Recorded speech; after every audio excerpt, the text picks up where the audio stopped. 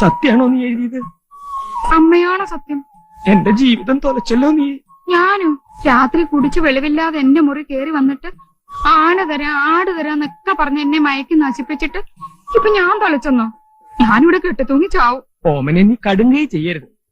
അങ്ങനെ നിർബന്ധാണെങ്കിൽ പുറത്ത് പുറമ്പോക്ക് ഭൂമി എത്രയോ കിടപ്പുണ്ട്. അവിടെ നല്ല മാവും പ്ലാവും ഒക്കെ ധാരാളമുണ്ട്. ആഹാ, അങ്ങനെ ഞാൻ ചാവുമൊന്നുമില്ല. ഞാൻ ഈ വീടിന്റെ മുമ്പിൽ സത്യാഗ്രഹം ഇരിക്കും. ഓമനെ നമുക്കൊരു ആശുപത്രി പോയി കളയാം. ഞാനത്ര ദുഷ്ടത്തിയല്ല. ഞാനൊരു പെണ്ണാ. ഞാൻ പ്രസവിക്കും.